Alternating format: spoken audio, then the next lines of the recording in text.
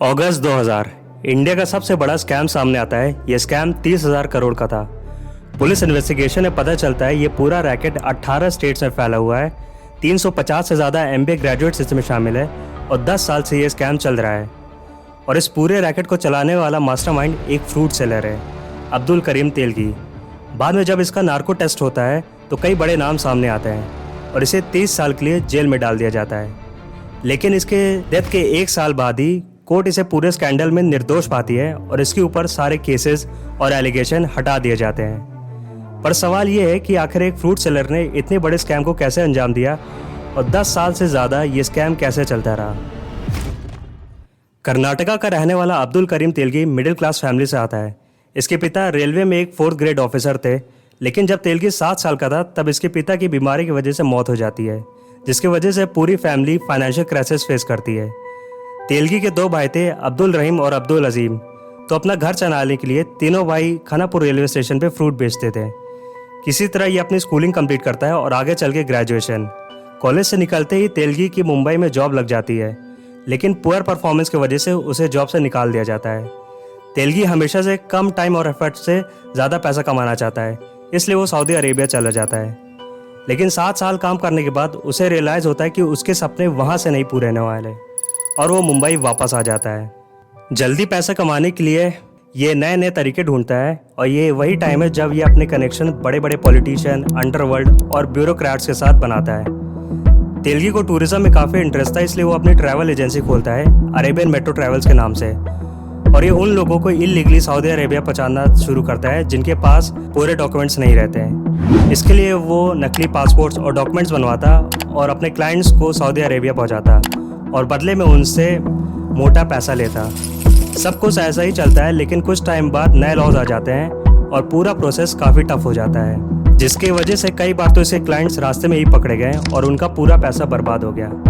1991 में कई ने इसके खिलाफ केसेस फाइल किए और 1993 में तेलगी को वीज़ा रैकेट क्राइम के अंडर जेल में डाल दिया जाता है। लोग बोलते हैं कि एक क्रिमिनल जेल जाने के बाद सुधर जाता है, लेकिन तेलगी के साथ उल्टा ही हुआ। जेल में तेलगी की मुलाकात राम रतन सोनी से होती है। राम रतन सोनी एक फ्रॉड था जो इंडियन स्टॉक एक्सचेंज में हेरा फेरी करते हुए पकड़ा गया था। ये राम रतन सोनी था जो तेलगी को इन्फ्लुएंस करता है और नए नए आइडियाज़ स्कैम करने के बताता है। आगे वो बताता है कि इंडिया का सबसे इग्नोर्ड और सबसे कम मॉनिटर्ड गवर्नमेंट डिपार्टमेंट है स्टैम्प पेपर ऑफिस, यानी कि इंडियन सिक्योरिटी एक्सप्रेस।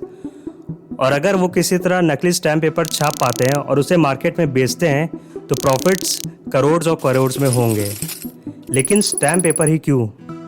देखिए, स्टैम्प पेपर का यूज़ किसी डॉक्यूमेंट को लीगली वेरीफाई करने के लिए होता है और अलग अलग डॉक्यूमेंट में अलग अलग रेट के स्टैम्प पेपर यूज़ होते हैं। एक करेंसी उस टाइम 10, 500, 1000 इतनी होती थी, लेकिन स्टैम्प पेपर 500, 1000, 10,000, 25,000 होती थी।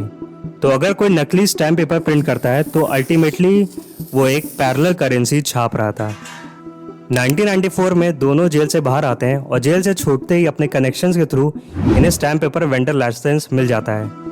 तेलगी अपना स्टैम्प पेपर छापना चाहता था, इसलिए वो इंडियन सिक्योरिटी एक्सप्रेस के एक स्क्रैप मशीनरी ऑक्शन में जाता है।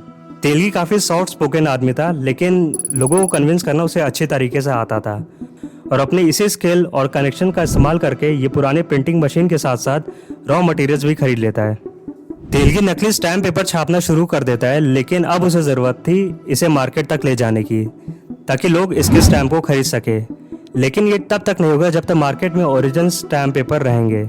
तो मार्केट से स्टैम्प पेपर की सप्लाई कम करने के लिए वो आर्टिफिशियली स्केर्सिटी क्रिएट करता है। लेकिन कैसे? तेलगी सप्लाई कम करने के लिए ओरिजिनल स्टैम्प पेपर का डिलीवरी एड्रेस चेंज करवा देता था, जिससे स्टैम्प पेपर कभी भी सही एड्रेस पर नहीं पहुंच पाते। अब मार्केट में लोग तो बहुत थे जिन्हें स्टैम्प पेपर की ज़रूरत थी, लेकिन स्टैम्प पेपर बहुत कम। तो अब ये अपना स्टैम्प बेचना शुरू करता है। इसके लिए वो वेंडर्स अपने तरफ करता है, जहाँ पे गवर्नमेंट वेंडर्स को 2 से 3% कमीशन देती थी उनके स्टैम्प पेपर बेचने के लिए, वहीं तेलगी उन्हें 20 से 30% देता और इसलिए वेंडर्स तेलगी का नकली स्टैम्प बेचना शुरू कर दिए। इसके अलावा 350 से ज़्यादा एजेंट्स इसने हायर कर रखे थे। ये एजेंट्स MBA ग्रेजुएट्स और गवर्नमेंट ऑफिशियल थे और इन्हीं के जरिए ये बैंक्स, गवर्नमेंट ऑफिस और इंश्योरेंस कंपनीज में नकली स्टैम्प पेपर बिकवाता था। प्रिंटिंग, मार्केटिंग, सप्लाई सब के लिए इसने अलग अलग डिपार्टमेंट बना रखे थे। कह सकते हो आप कि ये पूरी की पूरी एक इलीगल कंपनी चला रहा था। धीरे धीरे इसका बिजनेस 18 स्टेट्स और 70 शहरों तक पहुंच जाता है और प्रॉफिट्स करोड़ ऑफ करोड़ में बन रहे थे।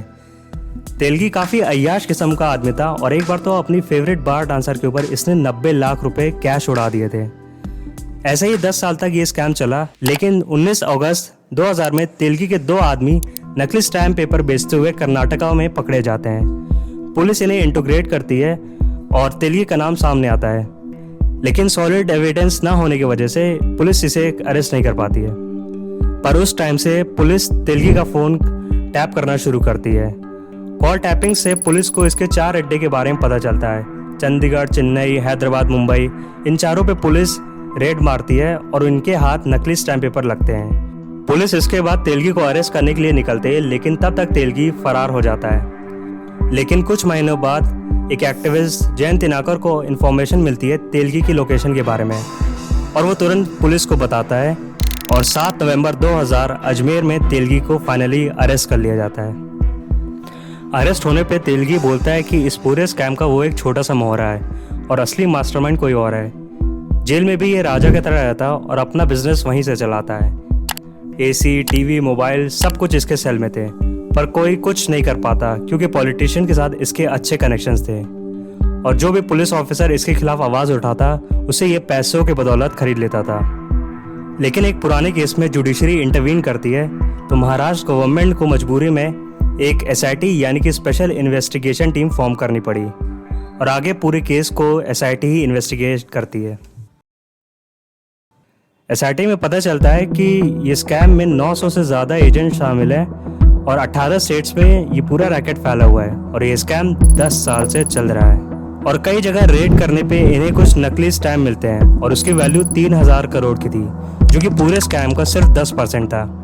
और फाइनल रिपोर्ट में SIT बताती है कि ये पूरा स्कैम 30,000 करोड़ का घोटाला है। इसके अलावा तेलगी के 36 घर, 120 बैंक अकाउंट, जिसमें हर अकाउंट में लगभग 100 करोड़ थे, सब कुछ सीज करें। और इन्वेस्टिगेशन में SIT को ये भी मालूम पड़ता है कि इस स्कैम में तेलगी के अलावा कई बड़े पॉलिटिशियन, गवर्नमेंट ऑफिशियल्स और इंडियन सिक्योरिटी प्रेस के लोग भी शामिल हैं।